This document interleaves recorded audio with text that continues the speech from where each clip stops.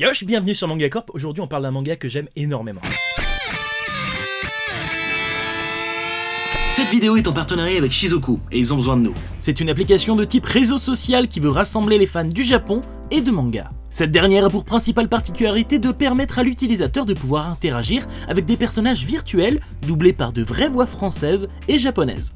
Le but de Shizoku est de vous permettre d'échanger autour de votre passion avec vos amis ou encore de rencontrer de nouvelles personnes.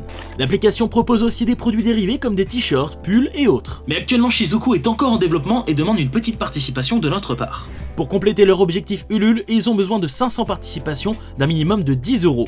Bien entendu, même 1 € peut tout changer. C'est ce genre de projet qu'on aime soutenir, alors on compte sur vous.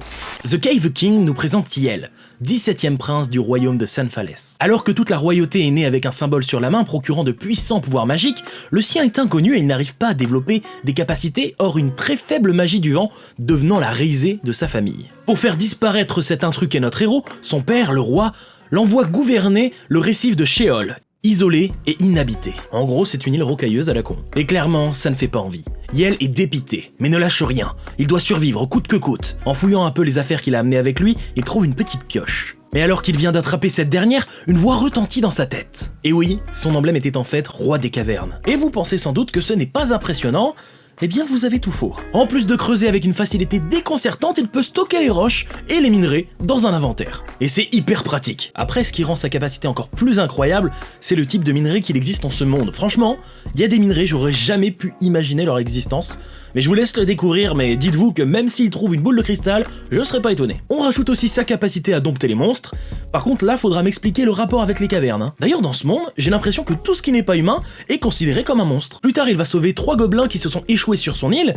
Bah le mec, il va les dompter. Bon après ouais, de base, les gobelins c'est des monstres, mais là vous verrez que ils sont aussi intelligents que les hommes, et on se pose des questions quand même sur le fait de dompter des êtres vivants aussi intelligents que l'espèce humaine finalement. Dites-vous que le gars peut même donner des bénédictions. Je veux dire, c'est un dieu ou quoi, je sais pas. Il va devenir trop fort, bien évidemment, et il va débloquer des capacités très intéressantes en fait. Parce que le tout a une certaine dose d'originalité, je trouve. Enfin bon, passons à mon avis. Déjà, il y a quelque chose qu'il faut souligner et que j'aime beaucoup, on nous met ça de plus en plus souvent et c'est intéressant, c'est le fait de pas nous expliquer les bases de ce monde. On connaît les mondes magiques, on en a vu de toutes les couleurs, il n'y a pas besoin de nous expliquer qu'il y a des dragons, qu'il y a des elfes, oui, c'est bon, on connaît. Et là, bien sûr, vous l'avez compris, c'est ce qui est fait dans cette œuvre et ça fonctionne encore une fois. Alors, on nous parle un petit peu de ces emblèmes qu'on a déjà vus dans d'autres œuvres, des isekai, des choses comme ça, et là aussi, ça marche, ils ont un emblème sur le corps et ils ont différents pouvoirs selon l'emblème et il en existe plein. On apprend aussi par la suite qu'il y a énormément de races dans ce monde et aussi des races qui sont un petit peu différentes de celles qu'on connaît comme les gobelins qui sont extrêmement intelligents par rapport aux petits monstres verts qui font que crier et attaquer les gens dans les autres œuvres. Pour ce qui est des personnages, commençons avec le héros. Yel est assez classique en tant que personnage de shonen finalement. Il a des pouvoirs très puissants, mais à part ça, je le trouve un peu fade. Mais justement, c'est ces pouvoirs qui remontent le tout parce qu'ils sont originaux finalement. On n'a pas l'habitude de quelqu'un qui va creuser, débloquer plein de capacités comme ça, et des capacités vraiment très intéressantes. Et c'est ça qui me fait vraiment accrocher à cette œuvre, c'est la découverte des minerais qui peuvent être, comme je vous l'ai dit tout à l'heure, absolument ahurissant, et j'aime beaucoup ça en fait parce qu'on s'y attend pas. Franchement, ils ont des très très bonnes idées, il y a de très bonnes idées sur cette œuvre, et le fait aussi qu'ils débloquent des capacités qui franchement, il y a un moment où je me suis dit c'est abusé, mais vous le découvrirez par vous-même. Par contre, les personnages secondaires, je les trouve très intéressants. On a tout d'abord les 3 gobelins qui vont arriver et qui vont devenir finalement les monstres adoptés du héros.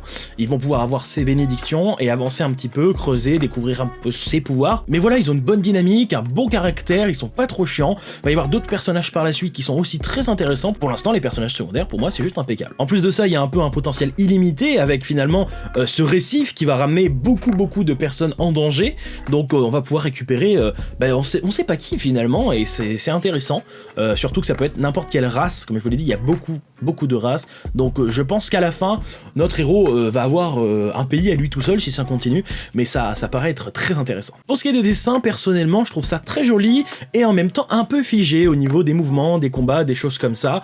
Ça fonctionne bien, c'est absolument pas dérangeant, mais voilà, je voulais quand même le souligner. Sinon sur ce tome 1, le rythme est impeccable, il se passe énormément de choses, et on se demande comment tout peut rentrer dans ce premier tome.